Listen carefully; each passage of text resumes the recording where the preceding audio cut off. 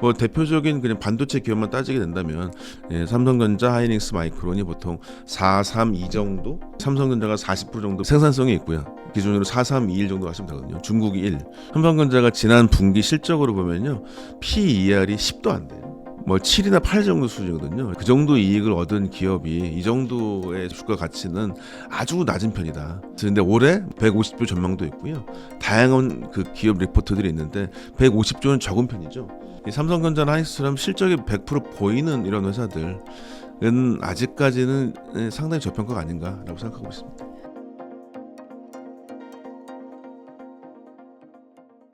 안녕하세요. 오늘 인터뷰 진행 맡은 김혜연입니다. 요즘 국내 주식시장 하면 빠지지 않는 종목이 하나 있죠. 바로 삼성전자인데요. 시총 1000조 원, 영업이익 150조 전망, 그리고 AI 반도체까지 이게 끝일지 아니면 시작일지 많은 분들이 궁금해하실 것 같습니다. 그래서 오늘은 관련 이야기 박준영 박사님과 함께 나눠보도록 하겠습니다. 박사님 네, 안녕하세요. 반갑습니다. 네. 네, 오랜만에 나와주셨는데 네. 간단하게 소개 좀 부탁드려요. 네, 저 성종일 채널 두 번째인 것 같은데요. 저는 박준영이라고 하고 삼성전자에서 반도체 기술 담당했던 연구원도 했었고 인사과장도 했었습니다. 삼성 한 10년 정도 다녔고 반도체 업계 내에서 소부장에서 컨설팅, 뭐 강의 이런 활동들을 주로 하고 있고 반도체 관련된 책 한 2권 정도를 냈습니다. 네, 반갑습니다. 네, 박사님, 삼성전자가 대한민국 기업 최초로 시총 1000조 돌파라는 대기록을 세웠습니다. 이 경이로운 상승의 핵심적인 동력, 뭐라고 생각하시나요? 근데 뭐 가볍게 보자면은 정치적인 동력도 있고 그 다음에 실제 실적 AI의 다른 실적에 다른 경제적 요인 둘 다 있는 것 같습니다. 아시겠지만 지금 우리나라가 뭐 삼성전자가 이렇게 잘 됐다는 것은 뭐 기억 안 나시는 분도 있겠지만 삼성전자가 그 글로벌 업계 탑5 안에 든 적도 있어요. 네, 그러니까 그때도 있었고 그때가 이제 2019년도 그다음에 전자업계 1등한 적도 있고 근데 그때도 주가가 이 정도는 아니었습니다. 결국에 지금 현재 주가 말하자면 작년 한 5월부터 아니 9월부터 시작된 삼성전자 그때 한 5만 전자 막 이랬었어요. 네. 5만 전자 그때 이후로 지금 1년도 안 됐거든요. 1년 안 됐는데 지금 16만 원, 17만 원 가까이 왔다 갔다 하고 있죠. 결국에 그거는 이제 국내 정치적 상황 때문에 그다음에 상법 개정 등에 따른 어떤 주식시장으로의 자금이 몰린 건 분명히 있다. 그게 이제 가장 큰 것 같고, 근데 그 중에서도 이제 삼성전자 특히 이제 하이닉스나 이런 이 반도체 회사들이 이익률의 정상에 있던 가장 큰 이유는 아시겠지만 결국에 AI 반도체, AI 시장이라고 하는 것의 확증이었고, 그다음에 두 회사 반도체 회사가 특히 메모리라고 하는 비즈니스 이제 더 저희 같이 나누겠지만 이 저장 매체 혹은 커머디티라고 해서 일반 제품에 불과했을 거라고 생각했는데 이것의 가치가 엄청 커지게 되면서 게다가 이 회사 둘이 거의 독점과 과점 형태를 하고 있는 이 상황이기 때문에 이익이 아주 기대가 돼서 이렇게 실제 경제적으로도 많이 올라가지 않았나라고 얘기할 수 있을 것 같습니다. 네. 그럼 이전에 삼성전자는 네. 조금 저평가 받아왔는데 네. 지금은 적정 평가를 위해 가고 있는 단계라고 보면 될까요? 네, 그 방송을 많이 하셔서 이제 되게 실력이 많이 느신 것 같아요. 그래서 말씀하신 대로 우리나라는 항상 저평가, 그 이머징 마켓이기도 했고, 그 다음에 이제 가장 많이 했던 그런 거지 않습니까? 우리나라 국민연금에서도 소위 이제 우리나라 연기금이죠. 연금과 기금에서도 결국에는 이제 미국의 401k라고 그래서요. 이 연금 자기들의 이제 일반 사람들이 갖고 있는 연금에 자기들의 국내 주식을 비율을 아주 높였고 그것이 이제 실제 개인 투자자들한테 그러니까 개인 연금 소득자들한테는 이후 노후 준비가 됐고 그 다음에 이제 또 다른 형태로서는 그 기업들의 자금 조달 수준이 됐고요. 시가총액이라고 하는 것이 너무 중요한 게 지금 예를 들면 뭐 지금 엔비디아 시가총액 뭐 6천 조 달러 이러거든요. 그러니까 우리나라 1000조 돌파한 거가 이거 엄청나게 많이 돼 있고요. 삼성전자보다 실적이 별로 안 좋다고 하는 애플 또한 삼성전자 시가총액이 2배가 넘습니다. 근데 그 얘기는 뭘론 얘기냐면 너무 중요한 게 그 시가총액이 그 회사의 가치가 돼버립니다. 근데 그 회사가 1년에 몇 조나 어떤 이익을 버는지는 둘째치고 그 돈이 모아져 버리니까 실제로 가치가 올라갔거든요. 그러면 그 회사에 경영하기 너무 좋습니다.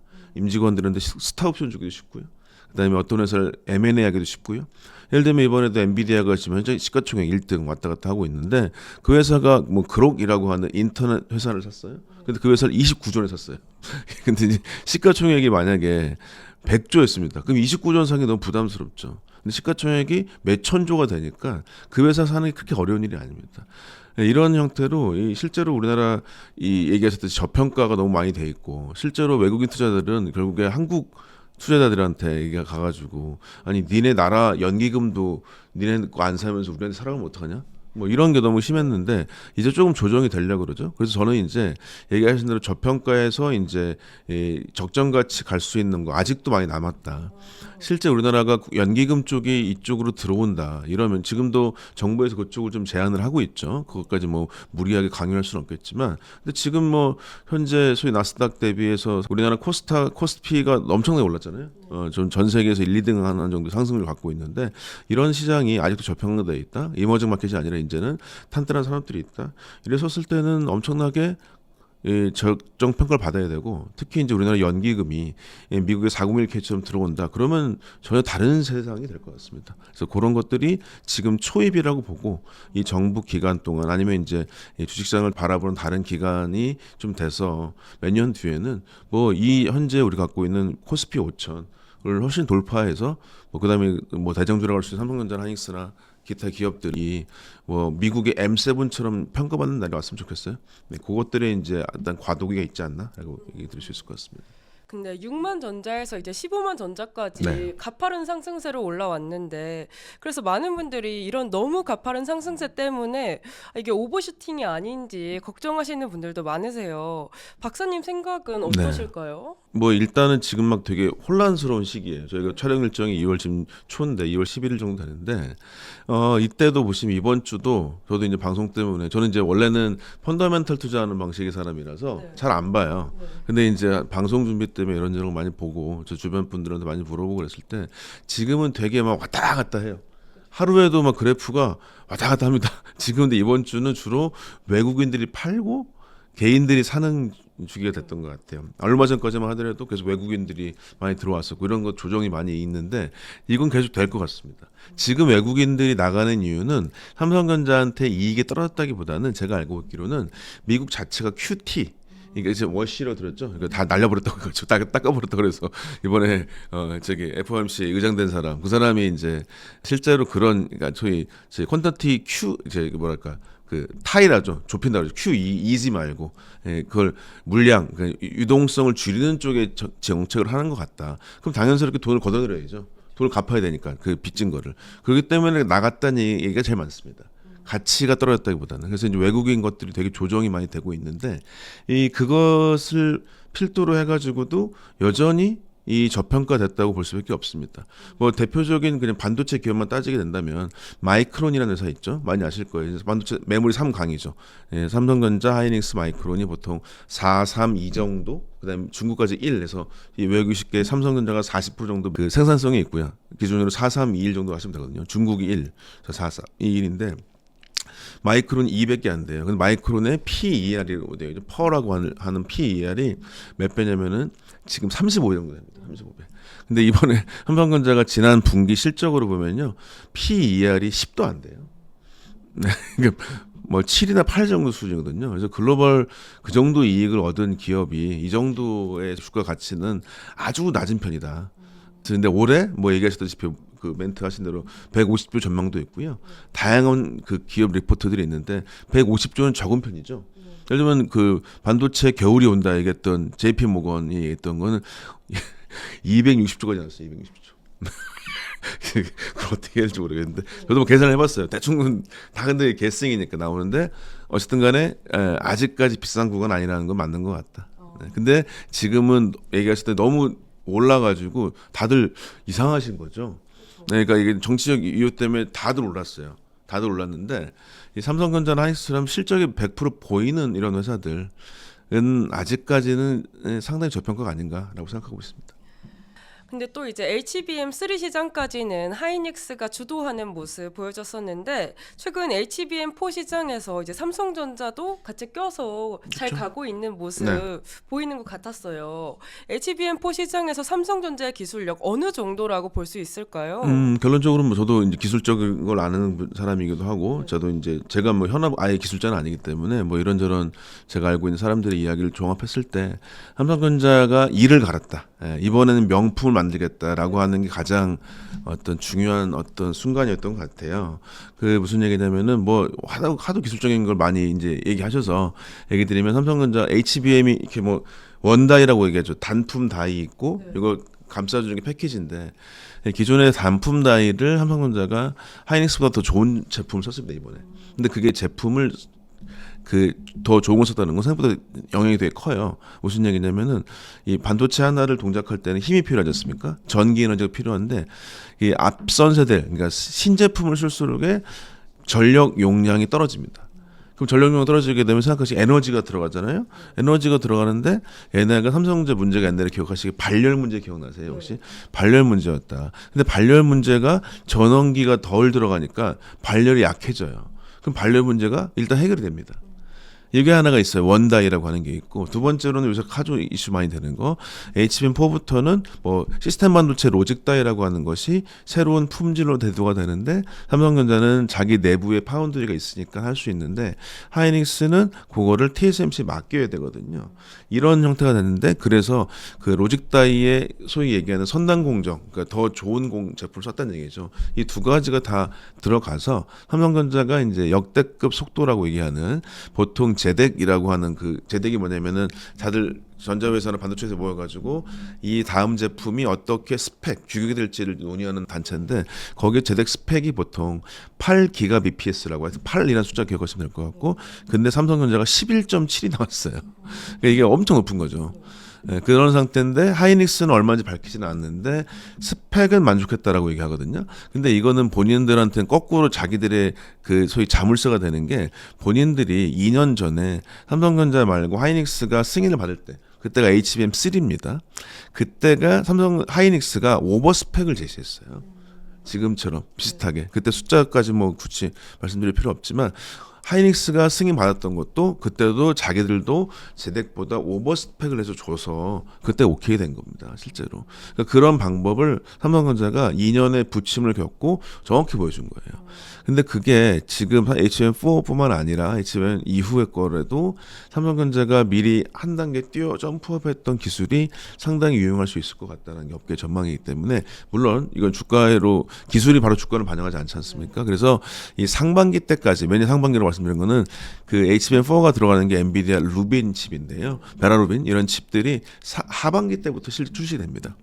그건 물론 매출을 일으키는 건 올해 2분기부터 제대로 나오겠죠. 그래서 삼성전자도 올해 1월, 그러니까 2월 말부터 출하한다고 얘기 나왔어요. 그런 얘기가 이익 잡히는 거는 이제 2분기부터가 많이 잡힐 텐데, 실제 물량 공급이 늘어나고 이런 쪽은 아마도 하반기 때 들어갈 것 같아서, 일단 상반기 때는 여전히 SK 하이닉스가 우세해 있을 것 같아요. 우세라고 하는 건 정확히 말씀드리면은 뭐 6대 2대 2로 잡거든요. HBM에 대한 어떤 공급량이나 이익을 하이닉스가 6, 삼성전자가 20, 그러니까 2, 그 다음에 마이크론은 2인데, 정확히 말씀드리면 지난번에 4분기 숫자는 하이닉스가 56, 삼성전자가 22, 마이크론 21이었어요. 이 정도 돼 있었거든요. 이게 올해가 지났을 때, 올해 마무리했을 때는 하이닉스가 50, 삼성전자가 30 정도 올라갈 거라는 얘기가 많죠. 마이크론 조금 만만치 지금 좋지는 않아요 상황이. 그래서 그런 것들이 있어서 이게 두 회사들은 경쟁하고 엔지니어들 상당히 힘들겠고, 그래서 동료들 많이 힘든데, 그래도 기업의 가치나 독점으로 봤을 때는 아주 그 두 회사가 HBM4를 다루고 소위 용호상박이라고 하죠. 호랑이와 용이 싸우는 형태로 되고 있는 것 같다. 예전처럼 삼성전자가 허덕이고 있는 것 같지는 않다. 그게 이제 당장 반영은 안 되겠지만 올해 하반기 때는 HBM4 쪽의 물량을 상당히 받을 가능성이 높다 정도 얘기 드릴 수 있을 것 같습니다. 또 이제 삼성전자가 과거 6, 7만 원대에서 고전하던 시절과 비교해서 현재 삼성의 의사결정 구조나 조직 문화에서 바뀐 점이 있을까요? 재밌는 질문인데, 결론적으로 지금 삼성전자가 지금 이익을 많이 얻게 된 거는 HM4의 승인이나 어떤 그 얘기한 대로 명품 이를 갈았다 여부는 이 하반기 때 만들어지는데 지금 갑자기 뻥 튀는 이유는 아시겠지만 그 단품 디램이라고 해서 원래는 옛날에 그 저기 얼마 전에도 동료를 만났는데 원래 버릴까 했던 디램들 다 팔았다는 거예요 지금요. 예, 실제로 재고 있어가지고 이거 아무도 안 사는 버려야지 하는 것도 갑자기 이제 9월 달부터 해서 난리도 아니어서 이제 다 팔게 됐고 이게 소위 단품 디램의 역량 때문에 실제로 늘어났고 물론 단품 디램이 뛰어난 것도 대단한 겁니다. 근데 이제 조직 문화는 어떤 느낌이냐면 나아진 건 하나도 없는 것 같은데 좋아진 것 같다고 이렇게 사람들이 얘기해가지고 실제로 그렇습니다. 근데 이제 그게 이제 뭐 조직이 안 좋을 때 조직의 쇄신도 일어날 수 있지만 조직이 좋을 때 쇄신도 일어나거든요. 근데 이제 이거의 하나 단초는 이게 뭐 밖에 계신 분들이 그리고 이것도 있어요. 밖에 계신 분들이 이제 듣기로는 주로 이제 뭐 그 대표이사나 이런 정도 얘기를 들으실 수밖에 없잖아요. 근데 내부 임직원들도 아시는 분이 있다고 들었는데 삼성이나 하이닉스 내부 임직원들은 회사가 되게 안 좋다고 생각하거든요. 아니 왜냐면 저도 다닐 때 그랬습니다. 똑같아요. 지금 우리 저기 MC님도 이 유튜브 채널에 기분 안 좋을 수 있어요. 시키는 것도 많고. 아니 좋아요. 너무 좋아요. 근데 이제 내부 임직원들은 아무리 월급을 많이 줘도 저도 이제 인사팀 있을 때 인사팀장이 했던 아주 인상적인 얘기 기억납니다. 직원은 무조건 월급이 20%가 부족하대요. 자기한 거 대비해서. 그러니까 자기들은 항상 부족해요. 그러니까 좋지 않고 그다음에 이제 내부적으로 봤을 땐 이 사람도 많고 그래서 투자하시는 분들 많이 아시겠지만 삼성전자 하이닉스 임직원 얘기 들으면 아무 소용 없습니다. 잘 모르고요, 자기들은. 자기가 제일 힘드니까. 그래서 그러니까 어쨌든 바깥으로 봤을 땐 조직 문화가 별 개선된 건 없습니다, 솔직히. 근데 이제 개선이 될 수 있는 여러 가지 요인들은 많이 생긴 것 같다라고 얘기 정도만 말씀드릴 수 있을 것 같습니다. 그리고 이제 엔비디아의 젠슨왕 회장이 최근 삼성의 파운드리 파트너십을 강조를 했는데 이 발언의 의미 또 어떻게 해석을 하면 좋을까요? 네, 뭐 아시겠지만 젠슨왕이라는 사람이 뭐 대만 사람 같지만 거의 미국 사람 수준입니다. 블러핑을 되게 잘하고요. 그러니까 삼성전자 HBM3E 쪽에 어프로브했다는 표현이죠. 사인해가지고 좋다 했던 거. 그 뒤로도 1년 넘게 소위 승인은 안 됐거든요. 하나의 이제 자기는 엔비디아 입장에서는 패밀리스 회사는 자기들의 소위 협력사를 많이 거둘수록 좋고 아무리 사이가 좋다고 하는 대만 출신들의 두 사람이죠. 엔비디아 젠슨왕하고 모리스 창 다 대만이라 그래서 대만이 난린데 근데 그 대만이 좋다고 대만이 기술이 안 좋다고 해서 대만 거를 쓸 수도 있는 건 아닌 것이고요. 대만 TSMC가 너무 비싸거든요. 결국에 다른 파트너를 걷는 게 되게 중요하고 선단 공정을 할 수 있는 파운드리에서는 삼성전자 말고는 없습니다. 지금은. 그러니까 그다음에 삼성전자가 뭔가 나아지는 퀘스천을 계속 보이고 있고요. 그다음에 내부적으로 단 한 번도 엔비디아랑 비즈니스가 끊긴 적은 없습니다. 그러니까 매출이 안 났을 뿐이지 연구개발 단계나 평가 단계에서는 엔비디아, 메타, 구글 모두가 다 삼성전자를 여전히 하고 있어요. 근데 그게 실제 큰 비즈니스 수주가 올 것인가 말까는 그 다음 얘기인 거고 당연스럽게 삼성전자 파운드리는 다른 빅테크 회사들이 현재 정책인 상황도 있죠. 이 미국에 갖고 있는 세계 전략에서 자국 보호주의 정도로 돼 있거나 아메리카 대륙을 지키겠다는 마인드가 강하지 중국이 갖고 있는 대만에 대한 어떤 침묵 문제나 대만에 대한 복속 여부 같은 것들을 지금은 좀 손 놓고 있겠다라는 얘기까지 있지 않습니까? 그럼 결론적으로 이 TSMC는 정치적으로 그렇게 좋은 상황은 또 아니에요. 우리나라 남북 통일 여부하고 전혀 상관없습니다. 거기는 진짜로 중국이라고 하는 그 서구가 봤을 때는 가장 적대적인 관계에 국가에 포함될 수 있다라고 하는 아주 위험성이 있죠. 그럼 당연스럽게 그러면 우리가 소위 서구라는 데에서는 그나마 누가 있지? 삼성 말고는 없는 거예요. 네, 그런 형태가 있기 때문에 지금 이 발언들은 무조건 중요하다. 게다가 이제 이번에 아시겠지만 수많은 우리가 다른 질문도 있겠지만 수주 몇 개 많이 했잖아요. 그런 거에서도 미국에 지어지는 공장 팹이라고 얘기하는데 뭐 참고로 말씀드리면 반도체 사람들이 공장이라면 싫어합니다. 왜 그런지 모르겠어요. 그래서 팹이라고 해주는 게 좋은데 팹이 있을 때 TSMC는 보통 3나노 공정을 만드는데 삼성전자는 그보다 앞선 2나노 공정으로 셋업을 했어요. 왜냐하면 TSMC는 자기가 잘하고 워낙 뛰어나다 보니까 본사가 항상 제일 좋은 걸 만들고 소위 얘기하는 다 해외 지사는 본사보다 무조건 한 세대 뒤에 걸 만들게 돼 있어요. 근데 삼성전자는 자기가 잘하지 못하니까 2나노짜리를 바로 미국에 넣었어요. 그럼 당연스럽게 공정이 3나노, 2나노에서 막 확 좋아지지 않더라도 개선은 되거든요. 근데 그것을 미국에서 그냥 쓸 수가 있다. 그러면 거기에 엔비디아가 안 쓸 리가 없죠. 네, 그런 것들까지 포함해서 일단 가장 큰 대항마로서 정치적 상황으로서 미국의 지역적 우위 때문에 엔비디아가 파운드리 삼성 쪽에 대해서 관심이 없을 수는 없습니다. 항상 여전히 얘기하고 있다라고 얘기 드릴 수 있을 것 같습니다. 그럼 삼성 시총 1000조라는 숫자가 주는 상징성 외에 우리 경제와 증시에 미칠 실질적인 파급 효과는 어느 정도라고 보실까요?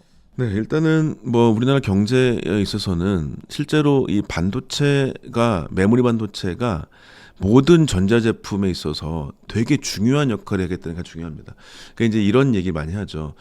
그 방금 말씀드린 대만 TSMC가 과연 어떻게 이렇게 잘 되게 됐느냐.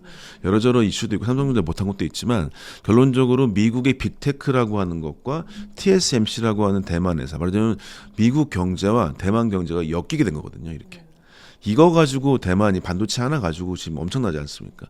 그런데 우리나라 봤더니 우리나라는 반도체도 있고 다 있는데 특히 반도체가 이 속도 같은 측면이나 용량이나 기능 측면에 TSMC 물론 중요한데 메모리 반도체가 너무 중요해진 거를 알게 된 겁니다. 말하자면은 미국 경제 빅테크 회사에 우리나라가 주도하는 것과 그럴 수가 있겠다.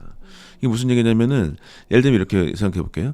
이번에 이제 메모리 센츄리라고 하는 게 너무 중요하다고 말씀드리는 이유는 그 생각해 보시면 자율주행차가 만약에 나왔어요. 우리 앵커님께 말씀드리면 자율주행차가 나왔는데 자율주행차가 딱 나왔을 때 시스템 반도체랑 메모리 반도체랑 어디가 많이 팔릴 것 같으세요? 딱 보시기에도 자율주행차 나왔다. 자율주행차 그러면 자율주행차 시스템? 그쵸? 네. 자율주행차 관련된 반도체가 잘 팔릴 것 같잖아요. 그럼 시스템 반도체 잘 팔리는 거 당연하죠. 다들 다 생각하세요. 그런데 자율주행차가 만약에 운전하다가 물체 인식을 하거나 사람을 인식해서 멈춰야 되는데 이게 0.1초만 늦게 인식해도 안 되거든요. 근데 그 인식이라고 하는 건 할 때 누가 제일 중요하냐? 바로 메모리가 중요해집니다. 시스템 반도체가 아무리 용량이 빨라도요 정보가 안 들어오면 읽질 못하면 모르거든요. 근데 그 읽는 기능이 D램이에요. 말하자면 D램 개수가 몇 개가 없으면 아무리 시스템 반도체가 좋아도 속도가 안 나옵니다. 속도가 안 나오면 자율주행차가 사람이 죽어요. 그러니까 이렇게 이 빅테크 회사에서 만들어주는 새로운 모든 제품의 속도 측면에 속도를 엄청나게 높였던 시스템 반도체를 만들었던 엔비디아 같은 경우나 디타 등등 회사들이 속도를 되게 높여왔거든요. 근데 그거를 높여왔자 메모리가 못 읽으면 아무것도 아니게 된 거예요. 그 메모리 개수가 메모리 용량이 메모리 성능이 속도나 모든 성능에 되게 중요해진 거죠. 이런 거를 이제는 알게 된 거죠. 그래서 보시면 아시다시피 엔비디아 CEO인 젠슨 왕 방금 말씀하셨죠. 젠슨 왕이 이번 1월에 있었던 CES라고 가장 큰 가전 박람회 있죠. 그래서 기조연설할 때 이것저것 막 새로운 반도체를 막 얘기했어요. 근데 결국에 뭐냐? 그때그때 다 낸드 D램이 다 필요하다고. 결국에 메모리가 없으면 아무것도 아니라는 것을 본인들이 얘기를 해버린 겁니다. 네, 그런 것들 때문에 결국에 반도체가 미국 경제 패밀리스 회사에 엮여지는 형태가 됐다. 이게 가장 크고 두 번째로는 제조업이라고 하는 것이 우리나라가 강하게 있잖아요. 근데 제조업에 AI를 넣는데 또 뭐가 필요해요? AI면 무조건 반도체예요. 그러니까 이 실제 반도체 자체로서 미국 경제와 연결된 게 많아졌다. 두 번째로는 우리가 제조업 AI, 이 젠슨 왕이 깐부했을 때 왔는 이유도 아시겠지만은 우리나라, 그러니까 삼성 메모리 관련된 것도 있었지만 그때 누구 있었냐면 정의선 있었죠. 정의선 회장. 그 사람 뭐 한 거죠? 지금 딱 보니까 이제 이 사람이 아틀라스 로봇 같이 만들려고 머릿속에 있는 거 그거 늘려고 한 거구나. 알게 된 거예요. 그래서 젠슨 왕이나 모든 패밀리스 회사가 미국은 아시겠지만은 제조가 망했어요. 없거든요.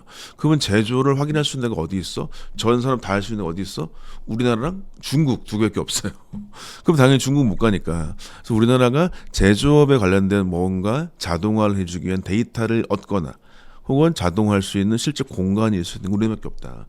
이 파급 효과는 아주 크다는 것이죠. 그래서 이제 이게 반도체를 중심으로 사람 자체도 있지만 반도체가 기반이 되어지는 AI 쪽의 제조업 자동화에 있어서는 아주 중요하다. 이것들은 파급 효과가 전혀 다른 형태의 어떤 세계가 올 수 있겠다.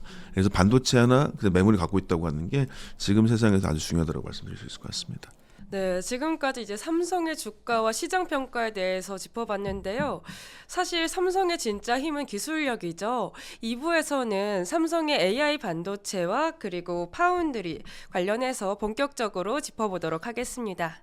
네, 올해 삼성전자 영업이익 전망치가 최대 150조 원까지 나오고 있습니다.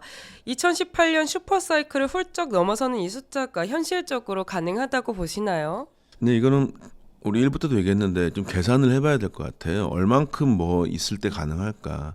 그러면 이제 삼성전자가 이제 소위 회복했던 시기가 지난 4분기죠. 지난 4분기 때 보시면 영업이익이 메모리 사업부 메모리 이익이 16조 정도 돼요. 17조 원 정도 잡거든요. 17조 원이 근데 분기당이니까 지금 이게 150조 원을 분기로 나누면 35조 원이 넘거든요. 그렇죠? 37조 원 정도, 38조 원 정도 돼요. 그러면 38조 원이 분기당이면은 지금 지난 분기 17조거든요. 일단 이게 곱하기 2가 돼야 돼요. 그렇죠? 그래야 34조 원이 나오겠죠. 그렇죠? 그럼 34조 원 정도 나온다고 하는 게 가능할까? 일단 전 가능성이 있다고 봅니다. 왜냐하면은 가장 컸던 뉴스는 뭐냐면 올해 디램 가격이 작년 대비 95%까지 늘어날 것 같다. 그게 가장 크고요. 삼성전자 이익은 결국적으로 이 단품이라는 단품 디램하고 HBM하고 이렇게 그다음에 이제 마지막에 파운드리죠. 이 세 가지의 입장에 서 있는데요. 그러니까 이 세 가지 중에서 하이닉스는 말하자면 HBM 하나 가지고 이렇게 큰 돈을 벌었죠. 말하자면 근데 얘기드렸듯이 34조 원에서 이 34조 원이 단품과 HBM 나누는 게 어렵습니다. 근데 이제 디램 가격이 95% 오른다고 얘기하고 있어요. 그다음에 낸드 가격도 50% 이상 오른다고 하고 있어요. 낸드가 크진 않거든요, 보통. 그다음에 이익률이 원래 많지는 않았는데 똑같이 젠슨 왕이 얘기했던 게 뭐냐, 결국에 사람들이 추론 시장에 가니까 추론 결국에 뭡니까? 어떤 내가 데이터를 입력했을 때 그 데이터가 그동안 학습했던 곳에 가가지고 그 학습을 뚫고 다시 나한테 오는 거거든요. 그러면 그 데이터가 필요하죠. 내가 오랫동안 생각했던 데이터. 그걸 넣는 거는 결국에는 낸드가 필요합니다. 잠깐 말씀드리면 디램과 낸드의 가장 큰 차이는 디램은 있었다가 사라지는 겁니다. 데이터 날아가요. 근데 낸드는 데이터가 남아 있어요. 남아 있다는 얘기가 무슨 얘기냐? 내가 그동안 물어봤던 질문들 모든 게 다 저장이. 이 저장은 결국에 낸드가 하거든요. 낸드가 빨라지게 되면은 엄청 유리해지는 거죠. 그래서 빨라지는 고속 SSD라고 해서 SSD가 솔리드 스테이크 드라이브인데 그게 낸드를 몇 개 모아놓은 거거든요. 맞아요. 이런 것들이 필요하다고 직접 얘기했습니다. HBM뿐만 아니라. 그래서 이 얘기가 실제 가시권이 된다. 그러면 장난 아니게 됩니다. 그게 이제 낸드 가격이 상승된 측면이 분명히 있고요. 그래서 디램과 낸드의 단품이 디램은 많게는 95%, 낸드는 50% 이상 늘어날 거다. 요거를 보면 그러면 지난 대비보다 일단은 2배 나올 수 있는 가능성이 좀 있죠. 그게 있죠. 그다음에 HBM 쪽이 나아질 거거든요. HBM 나아진다는 얘기가 작년에 17조 원의 디램과 낸드가 다 포함이 되는 겁니다. HBM까지. 근데 HBM의 포션이 좀 늘어날 수도 있어요. 그러면 이게 더 부가치 높긴 높습니다. 그렇다고 친다면 얘네들이 어쨌든 이 2배가 될 수 있는 능력은 될 수 있겠다. 얘기할 수 있겠죠. 근데 파운드리는 작년에 얼만큼이었냐? 그냥 마이너스였거든요. 삼성전자 2분기 때는 마이너스 2.5조 원, 그 다음에 마이너스 2조 원, 마이너스 1조 원처럼 해서 바닥은 찍었다고 얘기하긴 해요. 근데 올해도 흑자 전환이 목표지 이익이 많기는 원하지는 않거든요. 어쨌든 마이너스는 되지 않으면 된다. 이 얘기를 하는 겁니다. 그럼 결론적으로 작년에 정확히 메모리가 17조 원이 16.4조 원이었거든요. 이 영업이익이. 그러니까 메모리로 보자면은 17.5 정도 됐겠죠. 파운드리 마이너스 1조 원이 있으니까 그 정도로 봤을 때는 얘가 마이너스만 안 때려도 그럼 얘가 거의 다 마이너스 1조 원이 잡았을 때 그 마이너스 1조가 없으니까 플러스 4조 원이 되겠죠. 그러니까 대충 계산하면 나와요. 38조 원이 분기당 영업이익이다. 그게 곱하기 4가 되면은 152조 원 나올 때 분기당 38조 원이다. 근데 이게 얘네 가격이 2배 올라가면 딱 34조 원이다. 근데 분기마다 4조 원 준다. 그럼 그렇게 되게 된다면 오늘 괜찮지 않을까?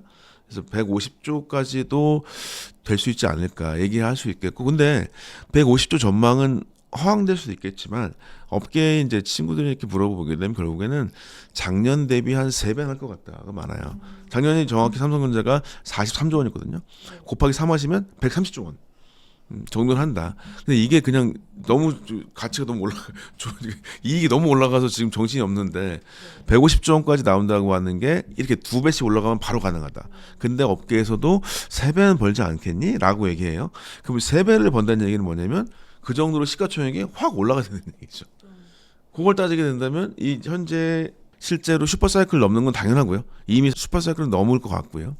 그런데 그게 얼만큼 될지는 아마도 현실적으로 100% 가능하지 않더라도 적어도 제 예산 130조 원 이상 정도는 될 수 있지 않을까. 그래서 저는 하여튼 이 두 회사가 어떤 데에서는 전망치가 두 회사가 묶어가지고 300조 원 이상이라고 얘기하거든요. 삼성사이닉스가. 그것이 가능할 수도 있지 않을까 뭐 얘기도 할 수 있고 어떤 작은 데는 한 260조 원 그러니까 보통 큰 데에서 얘기했던 데는 그 두 회사 합쳐가지고 삼성전자가 그거에 절반할 수 있지 않을까 적어도 그래서 260조 원 중에서 이 두 회사가 150조 110조 왔다 갔다 할 수 있을 것 같다 그래서 150조라고 얘기될 수 있을 것 같고 이것은 D램이나 낸드 가격의 2배 상승 HBM 확대 파운드리의 흑자 전환 이 세 가지가 다 된다고 한다면 가능한 숫자일 수도 있겠다라고 말씀드리겠습니다. 그럼 그 삼박제가 다 맞춰질 확률 어느 정도로 보시나요? 저는 파운드리가 오버하지 말고 영업이익 정도만 손실만 안 한다. 그것도 있고 D램 가격은 물론 이제 이거는 가늠자를 봐야겠지만은 지금은 D램 가격이 떨어질 수는 없거든요. 더 올라갈 가능성이 높지만 떨어지지 않을 거예요. 근데 이 D램 때문에 봐야 될 것 같고 뭐 확신은 좀 못하겠는데 정확히 보자면 저는 올해 3월 말에 마이크론의 실적을 보시면 아실 수 있겠다. 이제 3월 말도 얼마 안 남았습니다. 생각보다. 저도 방송 보니까 한 40일 남았는데 마이크론이 항상 가늠자가 되는 것처럼 그때가 보시면 될 것 같고 네 저는 뭐 아주 불가능하진 않겠다. 그래도 적어도 좀 100조만 하더라도 좋은 거 아닌가요? 지금 100조만 해도 엄청난 건데 분기당 25조 원씩인 건데 그거는 거의 가능한 것 같다. 네, 이렇게 말씀드릴 수 있을 것 같습니다. 네. 그리고 이제 최근 겔 26에 엑시노스 2600 탑재 AI 성능이 애플의 6배라는 기사 제목이 떴습니다. 모바일 AP 시장에서 삼성은 어느 정도 위치에 있을까요? 일단은 비교를 세 개 회사를 같이 해야 되죠. 보통 얘기하시는 게 이제 삼성 엑시노스, 그다음에 이제 그 가장 유명한 퀄컴의 스냅드래곤, 그다음에 이제 애플의 이제 AI 칩 이렇게 뭐 A6, A 칩이라고부터 얘기하죠. A20, A10 이렇게 얘기하는데 세 가지가 있는데 여기 기사 나온 애플 6배라고 하는 건요. AI가 전체 이제 AI 칩이 아니라 CPU라고 할 수 있는 모바일 CPU가 AP라고 그러죠. AP에는 CPU도 있고요. GPU도 있고요. 그다음에 바로 NPU도 있어요. 근데 이제 CPU나 GPU 성능 같은 경우는 실제적으로 봤을 때는 여전히 삼성 말고 애플 칩과 퀄컴 칩이 더 좋습니다. 실제로. 근데 NPU라고 하는 것의 성능은 실제로 삼성전자가 6배가 좋았던 게 나왔어요. 결과가. NPU라고 해서 새롭게 만들어진 거는 잘 나온 것 같더라. 이렇게 나왔고 그다음에 이제 이 칩을 다 섞어가지고 통합으로 AP를 만들었더니 이 성능은 삼성전자가 아주 1등은 아니었는데 이 다 합쳤는데 좀 부족하다 보니까 삼성전자가 칩을 더 넣었어요. 같은 크기에 좀 미세하게 해가지고 그래서 소위 그걸 멀티코어 성능이라고 그러는데 멀티코어 성능은 이 세 회사가 그렇게 차이가 별로 없습니다. 그러니까 싱글 코어라고 하는 원단이 조금 차이가 좀 있는데 그러니까 더 많이 는 거죠. 그랬더니 나아졌다. 근데 그 중에서 특히 AI 연산을 해주는 NPU 칩은 6배가 낫다. 얘기 드릴 수 있겠고 이것은 나쁘진 않다. 그런데 중요한 거는 바로 업계 내에서의 퀄컴이 이제 소위 안드로이드 진영 쪽에서는 가장 좋은 칩이고 애플은 저희 이제 iOS 지형, 그러니까 애플 지형에서 가장 좋은 칩인데요. 이런 상황은 현실적으로 있다. 그다음에 이제 안드로이드 진영의 대표적인 핸드폰이 갤럭시 S26 여기에 무엇이 탑재될까? 아직까지 확실치는 않은데 뭐 어떤 분들은 되게 호도하셔가지고 뭐 다 들어간다 엑시노스가 잘 됐다 이렇게 얘기하는데 그렇지는 않습니다. 결국에 아직까지 얘기되는 퀄컴 스냅드래곤 엘리트 85라고 하는 게 있는데 그 모델이 최신 칩인데 작년 9월인가 나왔는데 그것이 아무래도 많이 들어갈 것 같아요. 근데 그 비율은 잘 따져봐야 되는데 저는 삼성의 경영자라고 친다면 단순히 파운드리 실적이나 시스템 S 사업부 실적 높여주기 위해서 엑시노스를 빨리 쓰는 건 좋지 않다고 봅니다. 왜냐면 이제 아시겠지만 삼성전자는 한번 실패를 했었어요. 특히 이제 GOS 사태라 그래서 퀄컴의 4나노 칩을 만들었었을 때 그 칩을 만들 때 자기들 성능 안 좋은 것을 고객들한테 덜퍼 씌운 거 있거든요. 그 게임을 할 때 주로 게임을 하니까 나머지 기능을 낮추도록 했었던 거. GOS 사태라고 얘기합니다. 게임 오토메이션 시스템 소프트웨어 이렇게 해가지고 그거를 낮췄던 것 때문에 크게 덜미가 잡혔죠. 그래서 퀄컴 칩 수주가 떨어졌었습니다. 삼성전자한테. 이런 형태의 과오가 있었기 때문에 결국에는 B2C라고 할 수 있는 휴대폰 사업은 고객의 신뢰성을 확보하는 게 중요하다. 그럼 고객한테 뭐냐? 우리가 옆에 안에 있는 회사라고 삼성 거 쓰는 게 아니라 성능이 좋았습니다. 라고 하는 게 나와야 되거든요. 그러니까 이제 삼성 갤럭시 S26 모델이 아시겠지만은 기본 있죠. 기본 모델, 그다음에 플러스 모델, 울트라 모델 있잖아요. 울트라 모델은 못 써요. 지금 엑시노스 그걸 못 쓴다고 하거든요. 그러면 엑시노스 울트라 모델은 거의 퀄컴 거에 들어갈 것 같다. 그 인정해야 되는 거죠. 그다음에 이제 그게 플러스와 기본 모델에서 얼만큼 소비자들한테 소구력 있게 달아갈 수 있을까? 그걸 가지고 해야 될 것 같다. 그래서 일단은 이 위치라고 했을 때는 애플 쪽은 다른 세상이니까 이쪽은 치더라도 안드로이드 시장에서의 갤럭시 S26이 결국 가장 큰 매출을 가지고 있는데 이 내부의 칩을 뭘 할 것인가? 삼성 엑시노스 들어가죠? 당연히 좋죠. 네, 삼성 파운드리가 갑자기 플러스 될 겁니다. 근데 그것은 고객이나 삼성이 오너 회사고 이게 경영자가 오래 있는 회사이기 때문에 단기 실적으로 너무 가면 안 되겠다. 결국에 고객에 해서 애플을 이길 생각해야 돼요. 삼성전자 파운드리 매출 올 생각하는 게 아니라. 그래서 이제 애플보다 좀 더 나은 쪽으로 아시겠지만 뭐 연배 달라지겠지만 제 나이 또래 대부분 저는 갤럭시 많이 쓰는데 어린 분들이 원래 아이폰만 쓰다가 바뀌었다면서요 조금씩. 예, 갤럭시의 그 소위 AI 기능 때문에 그런 것들을 확인해서 갤럭시의 항구적인 위치를 바꿀 생각을 해야 됩니다. 예, 그런 걸로 본다면 저는 결론적으로 칩 성능은 아주 높지는 않다. 근데 이제 상위권에 있는 건 맞다. 그다음에 AI 기능이 좋아진 건 맞다. 이게 있을 것이고 혹시 발현대 업계에서 보자면은 일단은 갤럭시 S26을 고객 중심으로서 칩 내장을 어떻게 할 것인가를 고민해야 된다. 그게 된다면 실제 벤치마킹 성능이라고 해서 그냥 성능 평가나 등등이 됐었을 때는 잘 써야겠지만은 일단 성능을 중심으로 고객을 확보하고 내장하는 게 맞겠다라고 얘기 드릴 수 있을 것 같습니다. 네. 그리고 또 삼성전자가 테슬라 24조 AI 칩에 이어 도조 슈퍼컴 칩도 수주했다는 소식 들었습니다. 파운드리 부문에서 삼성전자의 기술적 경쟁력과 TSMC와의 격차 어느 수준일까요? 일단은 뭐 점유율로 봤을 때는 삼성전자 TSMC는 차이가 크게 납니다. 지금 지난 분기 보시더라도 10배 차이 나요. TSMC가 70%, 삼성전자가 7% 정도 합니다. 그러니까 이건 뭐 아주 큰 차이고요. 근데 이것은 받아야 됩니다. 실제로 TSMC가 갖고 있는 여러 가지 기술력, 그다음에 그간의 업계와에서 탄탄한 노하우와 신뢰감 이런 거는 당연히 중요한 것 같고요. 근데 이런저런 풍선 효과로 인해서 그러니까 TSMC가 너무 비싸고 물량이 몰려 있다 보니까 화가 난 내가 주인공이 아닌 테슬라 앨런 머스크가 삼성을 선택을 한 거죠. 삼성이 현재 이런 어려움을 극복할 수 있는 건 결국에는 기술력을 보여줄 수밖에 없겠다. 이게 있는데 크게 두 가지 이유 때문에 저는 가능성이 있다고 봅니다. 첫 번째로는 뭐 이게 많이 나오잖아요. 뭐 2나노 공정을 제일 먼저 했다. 그건 맞습니다. 근데 2나노 공정을 먼저 한 건 맞는데 그동안에 고객이 없었어요. 만들어도 고객이 없으면 아무것도 아니거든요. 근데 그게 이제 삼성의 패착이었는데 그것은 이제 미국의 팹을 잘 짓고 그다음에 이제 실제 파운드리 쪽에 수주할 수 있는 것들을 대표자들이 그쪽에 이제 사업부장들이 되게 좋은 사람들이 많이 갔거든요. 그래서 이 수주가 되고 있죠. 그다음에 이제 딴 것도 있냐면 그게 바로 테슬라라고 하는 회사로 가서 두 번째인 건데 미국의 팹을 지었기 때문에 바로 빅테크 회사와 계속적으로 교호작용이 일어날 수 있겠다. 서로 계속 네트워킹을 하고 아시겠지만 테슬라 일론 머스크가 삼성전자 팹을 자주 간다고 그러죠. 되게 부담될 텐데 근데 그렇게 해서 배우는 게 있을 겁니다. 삼성전자는 제 생각에는 TSMC 같은 방식으로 맞으면 엔지니어들을 갈아 넣어가지고 계속해서 수요를 올렸던 방식을 100% 쓰기는 어려울 것 같아요. 왜냐하면 TSMC처럼 그런 걸 수중해 가지고 강조해서 실력이 있는 엔지니어 삼성전자가 아주 많다고 보기 어렵습니다, 솔직히. 그럼 결국에 어떻게 되냐? 자동화 툴을 많이 써야 될 것 같아요. 근데 자동화는 결국에 누가 잘하냐? 여전히 테슬라가 잘하죠. 그러면 테슬라가 갖고 있는 장점과 삼성 갖고 있는 장점을 잘 확인을 해서 결국에는 삼성만이 갖고 있는 수율 방식을 만들어야겠다. 얘기 드린 대로 연구개발 뭐 새롭게 해는 3나노, 2나노에서 삼성전자 미리 한 거 맞아요. 미리 한 거라고 기술력 때문에 좋은 거 맞습니다. 근데 그게 수주가 없었다. 수주가 있으려고 치면 결국 수율이 좋아야 된다.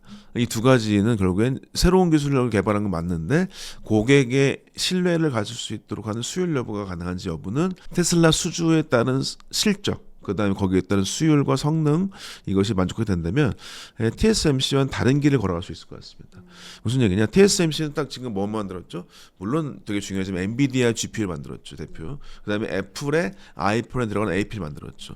이걸 만드는 거 좋다 이거예요. 근데 이거는 주로 뭐냐면 AI 칩도 있기도 하지만 이 소위 얘기해서 이런 AI의 인프라나 아니면 핸드폰 같은 거 만들었는데 삼성전자는 지금 누구 수주를 받았냐? 테슬라 AI 칩이거든요. 이건 뭐냐면 휴머노이드 로봇이나 얘기하시는 도조칩 같은 거 이런 거잖아요. 맞으면 기존에 있었던 것보다 좀 다른 형태의 디바이스예요. 그러면 이거는 다른 시장일 수 있습니다. 그러면 TSMC가 하지 않는 곳이긴 하겠지만 삼성전자가 새로운 매출을 일으킬 수 있는 곳이 맞겠다. 그래서 이제 TSMC와 어떤 데는 경쟁할 수도 있겠지만 어떤 데서는 다른 시장 개척할 수 있다. 이라고 하는 게 좀 기회일 수 있을 것 같고 그 같이 경쟁하는 건 지금 동일하게 TSMC의 AI 칩 5, AI5라는 칩을 누가 만들었냐? 결국에 원래 TSMC가 하다가 테슬라가 이걸 준 거죠, 삼성전자한테. 둘이 같이 하고 있어요, 지금.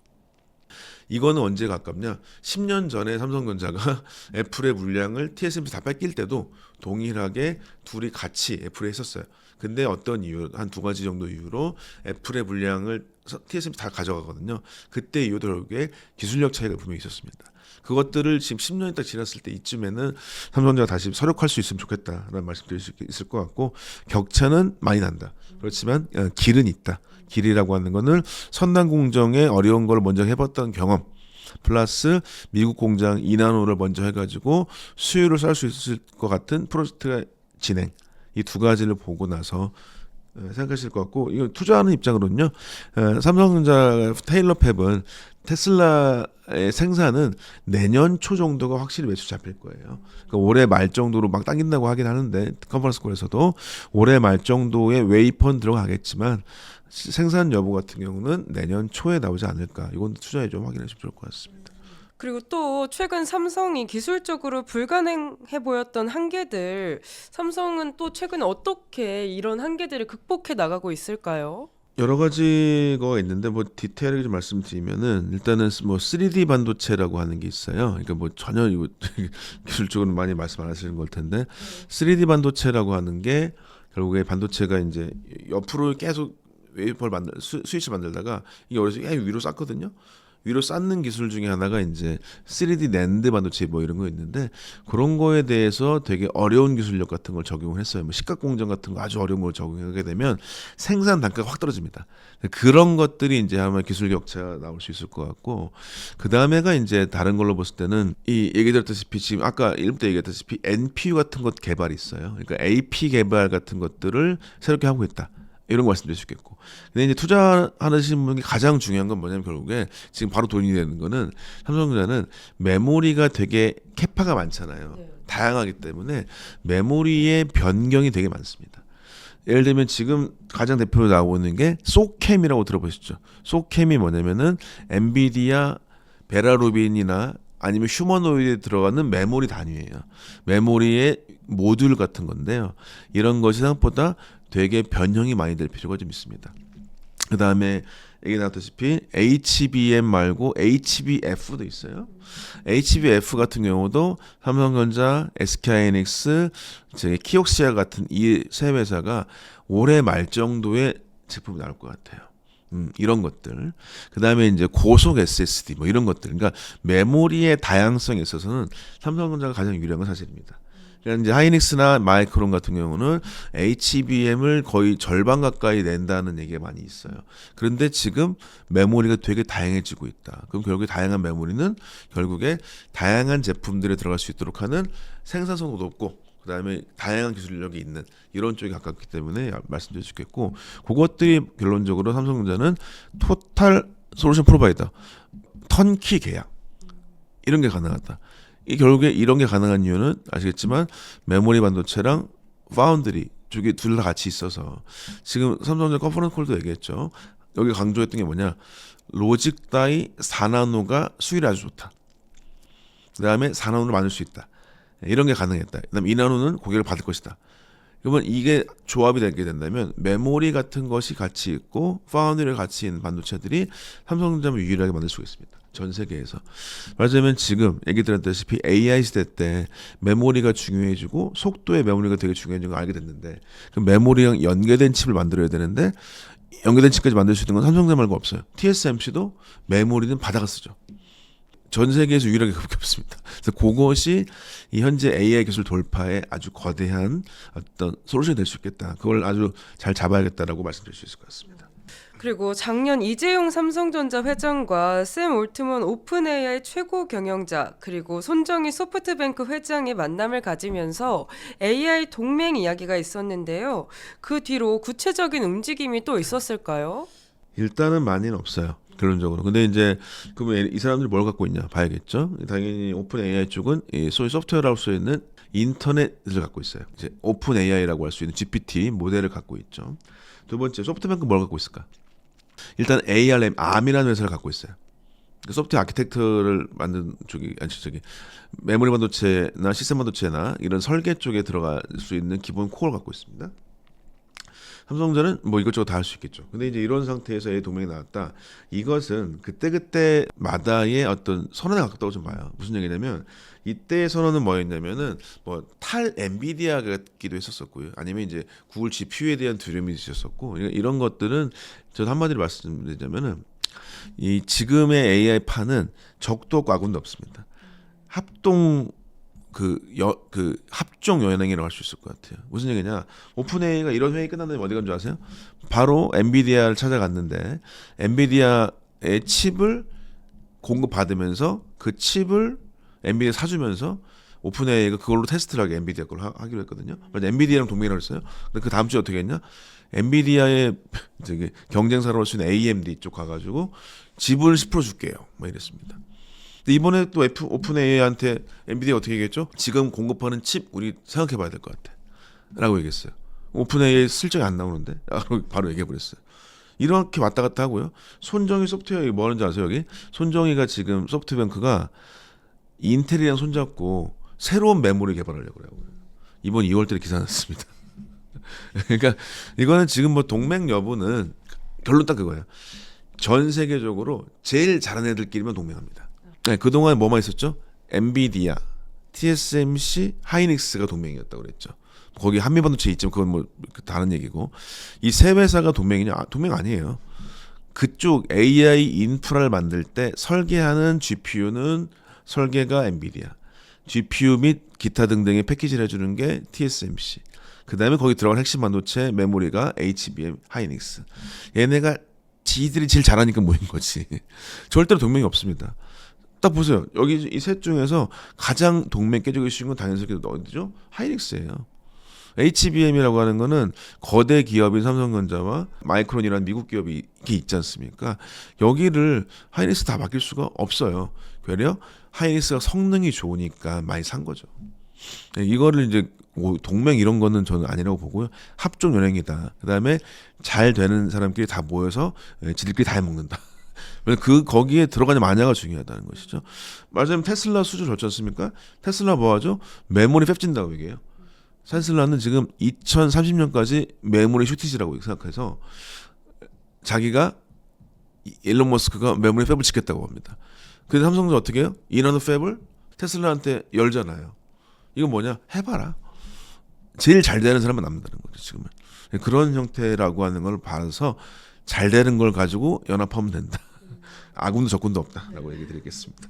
그럼 또 이제 삼성전자가 보유한 막대한 현금성 자산은 향후 어떤 방향으로 활용될 것이라고 예상하실까요? 결국에 저는 이제 AI 인프라 중에서 넘어서서 이 소위 피지컬 AI, 이건 피지컬 AI는 이제 엔비디아가 모으는 방식인데 보통 우리는 원래 엣지 디바이스로 많이 했었어요. 근데 온 디바이스 AI 많이 했는데 결국에 로봇이나 이런 소위 디바이스들의 변화가 있을 것이다. 이것을 삼성전자가 돈을 많이 쓸 것이다. 대표적으로 아시겠지만 이제 삼성전자가 이렇게 반도체만 보시니까 그다음에 작년 분기는 핸드폰이 안 좋아서 그런데 그쪽이 지금 실제로 영상 디스플레이 사업부나 가전 이쪽은 솔직히 사업이 안 좋아요. 핸드폰 정도만 보통 영업이익이 보통 3조에서 1조 정도 사이 납니다. 근데 핸드폰도 좋은 건 아니죠. 말하자면은 이 기기도 그러니까 애플처럼 아주 좀 커팅 엣지 기술은 아니기 때문에 일단은 경쟁하는 체제에 대해서는 이익이 높지 않아요. 삼성전자 가장 지금 반도체는 어쨌든 간에 확 물이 올라갔고 이미 다시금 이제 이 업계에서 이제 뭐 위치가 다시금 공고해졌는데 이 핸드폰 쪽은 안 좋거든요. 여기는 대대적인 개편이 있을 거라고 생각해요. 그쪽에 대한 펀딩을 많이 하지 않을까라고 얘기할 수 있을 것 같습니다. 그 얘기는 무슨 얘기냐면 결국에는 삼성전자는 컨버런스 콜도 그랬습니다. 올해는 저희가 보여드릴게요 얘기했어요. 그러니까 디바이스 쪽에 피지컬 AI 쪽은 보여드리겠다. 결론적으로 거기는 로봇이 각각 관련될 것 같습니다. 그래서 이제 아시겠지만 삼성전자가 레인보 로보틱스라고 기억나실 거예요. 그 로봇에서 사가지고 이미 지분 투자돼 있기도 하고 많이 있을 것이고요. 일단은 가장 중요한 거는 피지컬 AI 쪽에 뭔가 보여줄 것으로 돈을 많이 쓸 것 같다. 그것은 지금 얘기 드린 대로 하만 쪽에 했던 게 뭐죠? 자동차 전장이라고 하는 이 회사를 하나 샀어요. 그 뭐냐? 피지컬 AI 쪽에 전장 쪽에 대해서 뭘 하겠다는 거죠. 전장이라고 하는 결국에는 우리가 알고 있는 가전제품 다 이런 거 포함되어진 전장이지 않습니까? 그걸 하겠다. 그럼 결국에 그쪽에 들어간다는 얘기죠. 그러니까 결국에는 그쪽에 돈을 많이 쓸 거다. 그래서 DX 부분 쪽에 변화가 크다. 그 다음에 나머지 돈 당연히 반도체 투자를 하겠죠. 근데 반도체 투자는 쉽게 옛날처럼 확 하진 않을 겁니다. 얘기하시는 사이클이 있었기 때문에 그 사이클이라고 하는 걸 눈치 봐야 되고 그다음에 빅테크 회사들의 오버부킹 말하자면은 그때 다 달라고 그랬어요. 봤더니 뻥이었어요. 예를 들면 급하니까 달라고 했던 게 막 예를 들면 원래 필요한 양이 2배였던 거예요. 그러면 절반이 비는 거죠. 이런 것들 다 알고 있다는 것이죠. 그래서 저도 이제 그 담당 영업 담당자들 이렇게 같이 만날 텐데 그걸 보고 실제 옥석을 가려서 투자할 것이다. 그렇지만 투자하긴 한다. 그게 이제 라인 들어가는 것이고 그거는 이제 27년 초 정도 때 평택의 P5 고기가 이제 만들어진다. 그럼 그거는 라인 투자만 해도 보통 50조 정도입니다. 50조. 그 자원들은 아니기 때문에 그 정도는 할 것이다. 근데 그 앞서서 말씀드리면은 26년 하반기 때는 HBM 성산폭을 높이다는 건 있죠. 거기 투자 보통 20조 정도 한다는 얘기합니다. 있습니다. 그 정도 있을 것이다. 그래서 가장 대표적으로는 올해 초에 보여주지 않았던 피지컬 AI 쪽에 투자가 가장 클 거다. 삼성전자는 잘만 되면 정말 좋은 회사죠. 왜요? 메모리 반도체 다 만들 수 있죠. 속도가 가장 중요하다는. 그다음에 시스템 반도체 만들 수 있어요. 머리를 만들 수 있어요. 머리를. 근데 현대자동차는 뭐죠? 머리를 사오는 거잖아요. 지금 아틀라스는. 머리 다 만들 수 있다. 그다음에 그것을 제조업 현장에 바로 넣을 수 있죠. 로봇을. 자기 제조업이 많으니까 그런 것들이 장점이 있다라고 볼 수 있을 것 같고 그것을 투자 첫 번째, 두 번째는 반도체에 소위 인프라 투자를 많이 하겠다라고 얘기 드릴 수 있겠습니다. 네, 삼성전자의 미래 성장 그림 함께 짚어봤는데요. 그럼 여기서 투자자분들이 가장 궁금해할 질문이 하나 있죠. 그래서 지금 들어가도 될까요? 일 것 같은데요. 그래서 3부에서는 지금 들어가도 괜찮은지 만약 조심해야 할 변수가 있다면 뭐가 있는지 관련 이야기 함께 짚어보도록 하겠습니다. 네, 삼성전자가 매일 신고가를 찍는 상황에서 신규 진입을 고민하는 투자자분들 많습니다. 지금 들어가도 어깨는 될 수 있을까요? 근데 저는 이제 시세를 자주 보는 사람은 분명히 아니긴 합니다. 저는 이제 가치가 있다고 보고 그거 이제 오랫동안 묵혀두고 이게 저희 거래를 많이 하는 사람은 아니긴 하거든요. 좀 더 시간을 가지고 뭐 한 1년 넘게 적어도 2년 넘게 보는 사람이긴 해서 일단은 그냥 저는 제가 하는 뭐 제가 이제 아주 투자 전문가는 아니기 때문에 제가 하는 입장으로 말씀드리게 된다면은 일단은 삼성전자가 올해가 아까 우리 1, 2부 때 얘기 드렸다시피 영업이익이 전년 대비 적어도 2배 기본적으로 3배 이상 간다. 그러면은 EPS를 따졌을 때 주당 순이익을 따졌을 때 주가 상승 시가총액은 늘어날 수밖에 없거든요. 일단 저는 뭐 시간 될 때 좀 삽니다. 실제로 저희가 뭐 방송 나와서 무슨 요새 나오는 무슨 그 주가 올리려고 하는 그런 사람들도 아니고 제가 했던 말은 지켜야 되기 때문에 실제로 저도 뭐 방송에 처음 말씀드리면 저도 삼성전자에 제가 그동안 자금이 부족해서 진행을 하지 않다가 삼성전자 10만 원이 돼서 10만 원이 샀어요. 실제로 제가 그때 많이 샀고 그때 이제 지금도 일정 정도는 여유가 자금 있을 때 저처럼 프리랜서 같은 사람이 이제 뭐 강사료가 들어온다든지 뭐 방송 대금 들어오고 그럴 때 생활비가 상관없으면 많이 사는 편입니다. 그럼 분할 매수로 조금씩 사고 계신 상황인 거예요? 예, 그러니까 여유 자금 있을 때 그냥 하나씩 그러니까 뭐 이렇게 그런 거 있지 않습니까? 그 많이 아시잖아요. 뭐 커피를 마시고 싶을 때 네. 커피 살 돈 아껴 스타벅스 주식 사라 이런 것처럼 저는 이제 뭐 제가 반도체 강의도 하고 뭐 컨설팅도 하기 때문에 그때 이제 그런 대금 같은 게 들어왔을 때 일정 부분을 실제 삽니다. 이제 저는 이제 일정 부분이라고 하는 거는 그러면 생각해 볼게요. 삼성전자 말고 뭘 살까를 꼭 생각해 볼게요. 그러니까 삼성전자만 말씀드리면 하이닉스 비슷합니다. 둘 다 좀 비슷하다고 봐요. 그러니까 유리한 건 삼성전자라고 보는데 이 두 회사 말고 국내에서 영업이익으로 이 두 회사를 이길 때가 있나요 지금은? 올해에 아시겠지만 코스피에서 영업이익을 전체를 400조 정도로 본다고 들었어요. 400조. 근데 이 두 회사가 아까 얘기해 주셨죠. 미니멈 200조일 것 같다. 그러면 이 두 회사가 영업이익을 절반을 한다는 겁니다. 코스피 전체에서. 그럼 그걸 봤을 때 물론 성장세라고 하는 걸 투자하시는 분도 많이 있겠지만 저는 일단은 영업이익이 뒷받침돼야 된다고 생각하는 편이거든요. 그다음에 내년도 전망도 나쁘지가 않다. 그래서 이제 그런 걸 있을 때 저는 여전히 조금씩 사는 편이고 물론 나머지 것들은 이제 뭐 ETF 같은 걸 많이 내는 편이라고 말씀드릴 수 있을 것 같습니다. 그럼 삼성전자를 10만 원 아래에서 매수해서 지금 수익을 내고 계시는 분들, 박사님은 홀딩과 익절 둘 중에 어떤 조언을 해주실 것 같으세요? 저는 홀딩이죠. 아니, 물론 이제 불안하신 분들께서 이거잖아요. 그러니까 내가 만약에 팔았어. 한 1,000만 원을 팔았어요. 1,000만 원치를. 그럼 1,000만 원 팔았다. 그럼 어디 넣을래? 물어보면 어디 넣으실 것 같아요? 그러면 이제 불안해지는 걸로 가거든요. 예를 들면 저는 현대차가 이렇게까지 갑자기 주가 오르는 게 이해가 안 돼요. 뭐죠? 아틀라스 때 로봇 잘 보여줘서 그렇다는 거죠. 결론적으로. 현대차 4달 전에 어떤 소식인지 아직 아세요? 소프트웨어가 망해가지고 송모 사장이 잘리고 물론 새롭게 들어와서 지금 엔비디아랑 잘하고 있다고 하는데 현대차 저도 친구들 있으니까 물어보면 아니 대체 어떻게 이러지? 삼성보다 더 심하죠. 거기 상황은 자동차 망해가고 있다고 얘기했거든요. 자율주행차 실패했고요. 근데 로봇이라고 하는 대장주가 같이 돼버렸어요. 물론 중요합니다. 근데 이게 그렇게 높지 않아요. 현대차. 그걸 저는 그러니까 그 돌아가고 이게 소위 우리 미래에 투자한다. 그래서 제가 박사 논문 쓸 때가 제가 그 저기 여의도 금융시장의 박사 논문 주제였는데 PDR도 있어요. PDR 뭔지 아세요? 프라이스 드림 프라이스 드림 레이쇼라고 그래서 PDR도 있었다고 하거든요. 그런 얘기까지 있었어요. 그러니까 근데 저는 그게 맞는지 모르겠어요. 저는 일단 실적이 있어야 된다. 저는 그래서 삼성 그러니까 이게 투자하시는 분들 결국에 삼성전자 하이닉스보다 더 좋은 데가 어디냐 물어보시는 분들이거든요. 결국에는 소부장도 막 물어보시고 그러는데 물론 소부장도 몇 개 얘기할 수 있어요. 근데 걔네가 가치가 있냔 말이죠. 저는. 게다가 코스닥은 결국에 지금 국가적으로 코스닥 키워야 된다. 아니면 정상화하겠다는 것들 때문에 갑자기 확 올랐죠. 1월 말 정도에 많이 올랐지 않습니까? 근데 그게 실적 반영되냐고요. 저는 물론 그 미래에 투자하고 하는 거 중요하다. 저평가 되는 거 사는 거 되게 중요한데 그건 되게 어려운 일이지 않습니까? 저는 그러니까 주로 이걸 들으시는 분들이 개인 투자도 있겠지만 실제로 자기가 본업이 있는 직장이 있는 분으로 봤을 때는 계속 보고만 있을 수 없거든요. 본인이 일을 해야 된다. 그러면은 내 마음 편한 게 필요하다고 생각해요. 저도 제 일이 있기 때문에 제가 주식 투자하는 걸 보고 있는 사람은 아니고 반드시 기술과 강의라고 컨설팅하는 사람이기 때문에 업계들은 알긴 알죠. 그거에 따른 저도 알 수는 있겠지만 그거를 보고 이거를 이익이 없는 걸 사가지고 불안불안하고 있는 거에 대한 어떤 본인이 갖고 있는 우리 앵커님도 얼굴 해주시는데 본인 불안불안하고 있는 상태 그것이 본인 자기 좋냐. 저는 어쨌든 모든 투자의 가장 기본은 내 본업은 지킨 상태에서 여윳돈을 하는 거지 않습니까? 예, 물론 그러지 않아도 됩니다. 물론 자기들의 리스크에 따라 다른데 리스크를 어렵게 테이크할수록 문은 좁다. 분명히 이거 어쩔 수 없다. 예, 그거를 우리가 충분히 생각해야 될 것 같고 제가 투자 전문가도 아닌데 이렇게 제 하는 방식을 말씀드리면 저는 이익 있는 곳은 산다. 삼성전자 이익은 그렇지만 아무리 주가가 6개월 선반영한다고 할지라도 올해 이익은 상반기 때까지는 좋다고 업계 전체 전망입니다.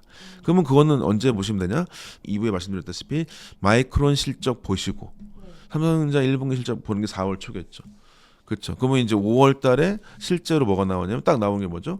실제 세부 지표 나오지 않습니까? 그때 메모리 같은 거 얼마큼 늘었냐 보시고 그 다음에 그때 뭐가 나오겠습니까? 이제 엔비디아, HM4가 어떻게 될지 막 나오겠죠. 그럼 거기에 막 진짜로 실제로 옛날에는 하나도 못 들어갔다는 게 확 들어갔다. 그럼 더 사겠죠. 아니면 덜 들어가서 하이닉스 사면 되겠죠. 이렇게 됩니다. 이렇게 되는 거기 때문에 그렇다. 그다음에 이제 주로 미장을 하신 분이 있다 만약에 그러면 전 반도체로 마이크론이죠. 마이크론은 얘보다 훨씬 상황이 안 좋아요. 근데 저 오늘 아침에도 미국 걸 보고 왔어요. 미국 쪽에 투자하시는 분들의 레포트 다 보고 왔거든요. 방송 때문에. 근데 마이크론은 거기서 뭐라는 줄 아세요? 요새 기사 나온 게 뭐냐면 HBM4가 마이크론 탈락했다고 나오거든요. 네. 근데 탈락이라고 보기 어려워요. 아직까지 조정 중인 거예요. 왜냐하면 얘기 드렸잖아요. 엔비디아는 그 2년 전에 보시면 삼성전자가 탈락한 거였었나요? 승인 안 됐다고 얘기한 거죠. 근데 방송에서 거기 뭐라고 하냐? HBM4는 안 좋은 건 알겠는데 HBM3는 올해 다 팔렸다고 얘기해요. 마이크론 거. 그 마이크론 이미 HBM3로 이미 매출이 이만큼 있어요. 그걸 인정해야 됩니다. 그러니까 마이크론도 더 높아진다고 얘기해요. 지금 제가 마이크론이 한 40만 불 되는지 모르겠는데 지금 걔네 목표가 50만 불까지 잡는다고 얘기해요. 그 실적에 지금 우리가 봤을 때 마이크론 별로 것 같잖아요. 아니에요. 반도체 자체가 워낙 괜찮다는 거지 일단은. 네, 그 상태가 있고 HBM4도 실제 매출은 하반기 때 많이 난다. 그러면 HBM3에 관련된 것들 때문에 상반기에 하이닉스가 좋아요. 제가 봐도. 근데 삼성전자 뭐 때문에 좋죠? D램 단부 때문에 너무 좋죠. 이게 있어요. 그러니까 이게 분명히 다 있기 때문에 반도체는 이건 복잡한 거 생각하실 필요 없이 일단은 올해는 적어도 상반기가 아주 좋다. 그 상반기 한 다음에 홀딩 더 불안하시면 드실 필요 없지. 근데 파는 건 아니라고 좀 봐요. 그러니까 이거 팔고 어디 살 거냔 말이에요. 그러니까 더 나아질 게 뭐가 있냔 말이에요. 그러니까 뭐 방산이 나아져서 수주했다고? 근데 그게 수주가 바로 매출을 찍힐 것 같으세요? 또 아니란 말이죠. 그러면 저는 이제 이익이 바로 찍히는 거로 하는 게 더 안전하다. 내 머리가 안 아프다. 네, 이걸 보시고 그 수급들은 되게 심하거든요. 왔다 갔다 많이 하죠. 조정장이 있고 우리나라만 있는 게 아니기 때문에. 근데 그거에 마이너스 될 게 아주 많지는 않다. 결국에 이제 저도 동료들 얘기하는 거는 삼전이 떨어질 이유는 없다. 떨어질 이유 없다는 게 되게 중요합니다. 아시겠지만 하방이 막혀 있다는 게 너무 중요하잖아요. 상방 열릴 때는 플러스가 좋죠. 근데 떨어지는 거가 되게 힘든 거거든요. 물론 그 리스크를 테이킹 잘할 수 있으면 몇 분 계시겠지만 저는 그렇게 생각하지 않고 일단은 그렇기 때문에 저는 홀딩이라고 생각하고 그거를 얘기 드린 대로 그 반도체 주에서 왔다 갔다 하는 게 좋습니다. 제가 봐도. 근데 이제 리스크를 많이 안 하실 분은 HBM 여부에 따라서 삼성전자 하이닉스의 비율 조정 같은 거 필요하겠다. 그 정도 말씀드릴 수 있을 것 같고 나머지들은 제가 말씀드릴 건 아닐 것 같습니다. 네. 아, 그럼 2026년에 변수가 있다면 HBM 점유율이 가장 큰 변수라고 생각을 하면 될까요? 그건 뭐 가장 큰 거는 크게 보자면은 소위 빅테크 회사들의 수주 여부겠죠. 근데 그런 것들을 우리가 잘 따져봐야 되는데 오늘 아침에 기사 났는데 구글이 자기들이 인프라 투자하겠다고 채권단을 모집했는데 48조 달러가 그냥 바로 나갔어요. 구글은 밀린다는 거죠. 그러니까 우리가 이제 빅테크 회사들이 지금 왔다 갔다 해요. 결국에 그 뭐냐? 자기 자본 투자이냐 빚내는 거냐 이런 여부거든 지금. 그런 여부 있을 때는 센 놈이 살아남을 가능성이 높습니다. 근데 그 회사들이 뭐라 그랬냐? 구글은요 2030년까지 지금의 투자의 10배는 더 투자해야 된다고 얘기했어요. 10배 더 투자해야 된다. 얘기된 대로 앨런 머스크는 반도체는 2030년까지 부족하다. 우리가 그래서 팹 지을 거야. 얘기했고. 물론 이런 플러스도 있는데요. 마이너스도 있을 수도 있겠죠. 버블이라고 하는 게 불어오냐. 근데 버블론은 월스트리트에서는 그러고 있는데 실제 개발하는 실리콘밸리 사이트에서는 아무도 그렇게 생각하지 않습니다. 그래서 저는 이제 그쪽을 긍정적으로 보는 편이다. 근데 이거는 제 관점인 것이고요. 그게 이제 가장 중요한 게 빅테크 회사들 말하자면 반도체 사는 사람들의 갖고 있는 인사이트죠. 근데 그거는 제가 이제 확인한 바로는 대표적으로 그걸 종합하는 사이트 중에 제일 괜찮은 게 트랜스포스가 괜찮습니다. 그쪽에서 나온 리포트 지난주 거에 보시면 반도체 메모리 시장이 보통 26년도 25년도 때가 2천억 달러거든요. 2천억 달러. 근데 정확히 2,500 정도 잡아요. 2,500 정도 잡는데 늘어나서 올해가 작년에 딱 2배예요. 5천억 달러가 될 거라는 얘기가 많아요. 그럼 27년 어떠냐? 27년은 5천억 달러 50%래요. 그럼 7,500이에요. 그러면 2,500, 5,000, 7,500이 현재의 예상치예요. 이런 상황이에요. D램만 보시면 낸드만 보시면 그러니까 메모리만 보시면 이렇다는 거죠. 그러면 이거는 아까 말씀드렸다시피 메모리 센츄릭이라고 하는 것들이 많아지고 있어요. 무슨 얘기냐면 2,500억 불이라고 하는 게 메모리 반도체였고 시스템 반도체 파운드리가 5,000억이에요. 그러니까 보통 1대 2거든요. 근데 올해만 보더라도 물론 여기도 늘겠죠. 근데 1대 1까지는 아니더라도 1대 2는 이제 아니에요. 그럼 메모리가 커진다는 얘기죠. 메모리가 커진다. 요걸 잘 써야 되겠다. 메모리 회사가 어디가 있냐? 80% 70% 가까이가 삼성전자 하이닉스입니다. 네, 이런 상태이기 때문에 일단은 빅테크 회사의 수주 여부, 그러니까 이들의 이 자본력 여부가 가장 강할 텐데 물론 QT 같은 것들이 있어가지고 위험도 되겠지만 QT는 위험한 회사들이 마찬가지 안 좋아져요. 그래서 이제 원래 자본이 안 좋았던 메타나 오라클이 별로 안 좋죠. 뭐 조정도 있긴 하지만 근데 결론적으로 구글도 횡보하고 있긴 하지만 떨어지진 않아요 주가도. 결국에 실적이 있는 회사들. 그다음에 이제 클로드라고 해서 막 지금 난리예요. 클로드가 나와가지고 온갖 앱을 다 죽여버렸다. 나오지 않습니까? 근데 그래도 클로드는 투자한다는 얘기죠. 그러면 빅4에 갖고 있는 투자는 여전히 남아있다는 얘기입니다. 빅4. 예, 저기 제미나이, 그다음에 이제 오픈AI가 좀 어렵긴 하지만 오픈AI, 그록 여전히 있고요. 그다음에 클로드. 네 개의 소위 가장 윗단에 있는 이 회사들의 투자는 여전히 남아있다. 그다음에 요거에 따른 팹리스 회사들의 수주도 여전히 남아있다. 그럼 요것을 가지고 있는 이 회사들을 주로 메모리를 중심으로 진행되어질 삼성전자 하이닉스는 나쁠 일은 별로 없다. 근데 그거에 언제 멈추냐 여부가 있는 게 올해까지는 괜찮은데 27년도에는 27년 말까지 투자가 된다는 거죠. 뭐 그때는 이제 주가를 보시는 분은 27년 초, 26년 말까지 이제 걱정하시겠죠. 그러니까 이게 올해 1월부터 쭉 보시면 달마다 확인할 게 있어요. 네. 그렇죠. 예. 지금 2월이잖아요. 3월에 뭐 하겠는데 마이크론 실적 확인한다. 네. 4월에 뭐 한다. 삼성전자 하이닉스 실적 확인한다. 네. 5월에 뭐 한다. 여기에 확신집 확인해야 된다. 그럼 6월에 또 뭐가 나오죠? 그러면 당연스럽게 마이크론 실적이 또 나오죠. 그럼 이거를 달마다 쭉 천천히 보세요. 천천히 많이 보시지 마시고 그것만 보게 되면 가장 빨리 오는 게 마이크론 같은 데가 빅테크 회사들의 실적이 그러니까 매수나 수익이 떨어져 있냐. 근데 지금 3개 회사 모두 내년 초까지 물량 다 팔렸어요. 네, 실제로 그렇습니다. 그러면 일단은 그거는 가격 여부가 조정 많이 가능하냐? 그렇지도 않아요. 지금 왜냐하면은 아시다시피 디램 가격이라는 게 원래 판가가 있는데 이것을 급한 사람들이 와서 더 돈 주고 사가는 겁니다. 스팟 가격이래요. 스팟 가격은요 원래 가격 대비해서 15배까지 올랐어요 지금. 그래서 지금 1분기 실적 어떻게 나올지 모른다는 겁니다 지금.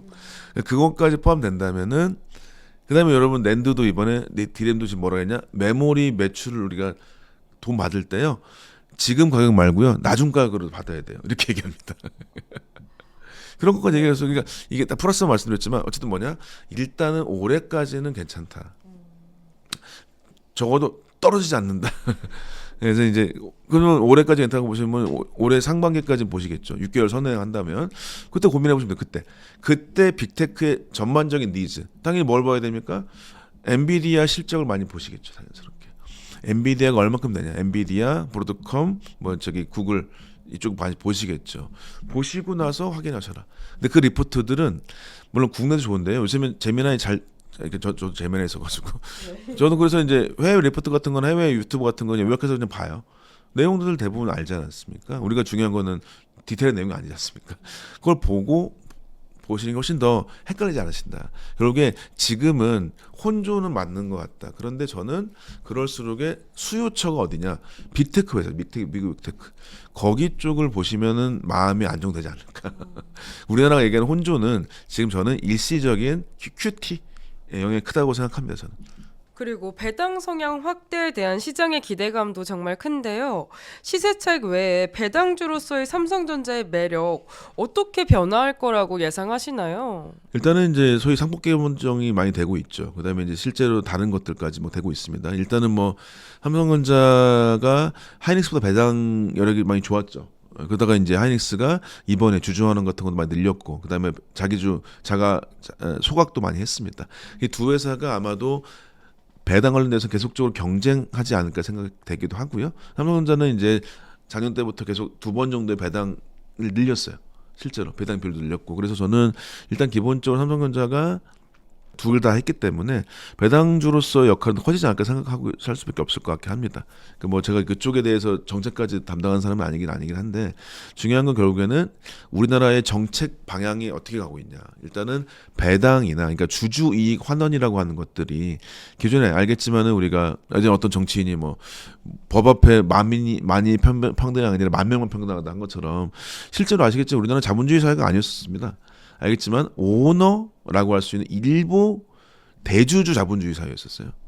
근데 그것들이 결국에 주주 자본주의라고 하는 거는 주주 환원이라고 하는 게 돼야 될 것이고 이것이 되어야만 지금 실제로 기업에서 여러 가지 브랜드나 자금 조달이 가능해지지 않을까라고 말씀드릴 수 있을 것 같고 결국에 이 배당이라고 하는 것들은 수많은 미국 자본들이 유입들 여부 그다음에 국내 소위 얘기하는 연기금들의 유입들 여부까지도 포함된다라고 생각할 수 있을 것 같아요. 그래서 아주 중요하다. 그래서 이 배당 쪽에 대해서는 점점 저는 뭐 늘어나는 쪽으로 방향을 잡고 싶다는 생각이 들긴 합니다. 뭐 그렇게. 그다음에 이제 어쨌든 간에 뭐 이익이 늘어나는 측면으로서 플러스가 될 것이고 근데 배당이라고 하는 한쪽을 늘리길 바라겠다. 왜냐면 이제 뭐 주식 투자 많이 하시는 분들은 결국에는 이렇게 삼성전자 하이닉스처럼 투자 많이 하는데 하지 말고 그냥 배당 많이 하고 간단한 비즈니스 하라. 저 맞다고 보거든요. 주로 주식하시는 분들이 뭘 이렇게 머리 아프게 하셔야겠어요. 근데 일단 우리나라 대정전 맞다. 그다음에 실제 투자는 많이 하는 것도 맞긴 하지만 이익이 워낙에 많기 때문에 이것들에 대해서 주저하는 하게 된다면 더욱더 자금이 모이지 않을까. 삼성전자 자기들이 자금팀에서 계산할 거 아닙니까? IR팀에서 자기가 배당을 주는 것 대비해서 이거의 양이 늘어났을 때 돈이 얼마큼 더 들어오냐. 이것을 가지고 비교를 할 거예요. 저는 긍정적인 방향으로 생각합니다. 그럼 마지막으로 이제 박사님이 개인적으로 설정하신 삼성전자의 목표 주가와 그 도달 시점 언제로 이렇게 설정을 해두셨을까요? 저도 투자하시는 선배들을 많이 알아서 그러니까 결국에 이제 시점이 되게 중요하다고 얘기 많이 하세요. 근데 저는 이제 뭐 올해는 일단은 아까 말씀드렸다시피 상반기 하반기 정도의 그때를 잘 보시면 좋을 것 같습니다. 일단은 상반기까지는 떨어지지 않는다. 그다음에 이제 가장 위험스러워하시는 소위 메모리 공급 과잉 같은 거는요. 아까 말씀드렸다시피 메모리 공급 과잉은 내년 후반기 때나 가능합니다. 그러니까 정확히 말씀드릴 수 있는 거는 삼성전자가 HBM 쪽이 늘어나는 거는 삼성전자 하이닉스가 올해 말은 늘어납니다. 그러니까 올해 말은 하이닉스는 청주 MX15X라고 하는 데가 HBM 확장이 되고 삼성전자는 파운드리 라인이었던 곳을 P4 그러니까 평택 4단지의 2 4라인의 2단지라고 하는 곳을 이제 올해 말에 HBM 생산이 돼요. 근데 HBM 생산이 될 뿐이지 그게 HBM 웨이퍼 생산이 늘어나는 거 아닙니다. 그것은 언제 되냐? 27년 하반기 때 가능합니다. 그게 P5인데요. 그러니까 우리가 이제 이거 투자할 때 도움 되실 것 같아서 예를 들면 이제 저희가 만약에 올해 라인을 짓는다 올해 1월달에 그러면 웨이퍼 생산은요 거의 1년 반 넘게 걸립니다. 네, 그래서 지금 빅테크 회사들이 그러니까 회사들의 이런 수주가 늘어날 줄은 아무도 몰랐습니다. 왜 그렇죠? 라인 건설이 하나도 안 됐죠. 그건 누구도 그랬냐? 최태원 회장도 몰랐다 그랬어요. 그래서 3분기 말 때 갑자기 터져 나왔습니다. 이거는 예상 못했어요. 그러면 예상 못했기 때문에 그때 공장을 지으라고 오더를 내려도 내년 하반기 때 나옵니다. 지금 그게 이제 나온다는 게 내년 하반기에. 그러면 맞으면 수요가 계속 늘어난다는데 공급은 늘어날 기미가 별로 없다. 그래서 지금 삼성전자는 P5, 하이닉스는 용인 1단지, 요즘에 전력 문제 나오고 있는 용인 1단지가 내년 초에 나와서 내년 하반기 때 F가 나와요. 그러면 뭐였냐? 마이크론 놀고 있냐? 마이크론은 대만의 유휴팹을 샀습니다. 놀고 있는 공장 샀어요. 거기서 또 늘어나요. 그것도 내년입니다. 왜냐하면 올해 1년 동안은 웨이퍼가 늘질 않아요. 그러면 수요는 늘었는데 공급은 그대로입니다. 이것 때문에 올해는 거의 됐다라고 얘기하는 겁니다.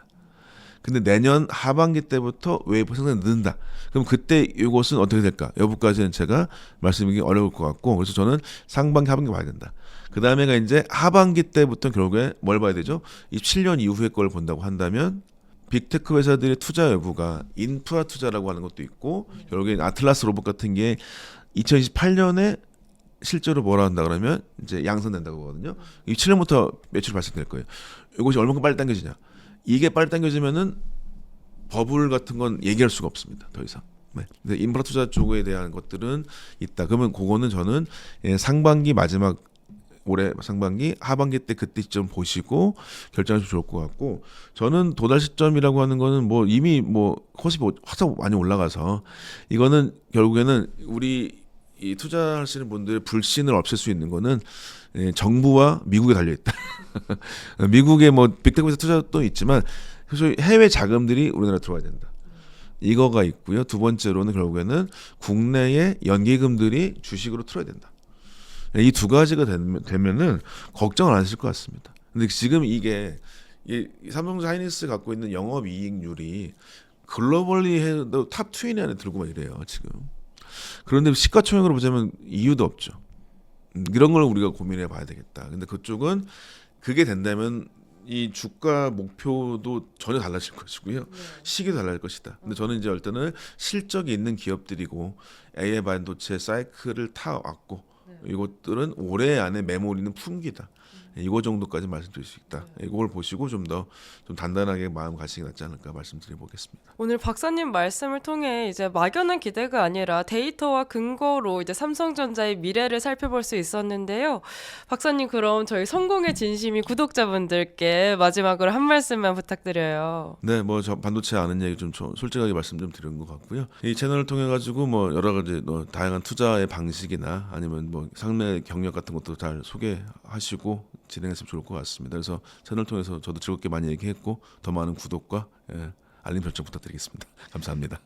네, 귀한 인사이트 제공해 주셔서 감사합니다. 오늘 저희가 준비한 소식은 여기까지고요. 저희는 다음 인터뷰로 찾아뵙겠습니다. 감사합니다.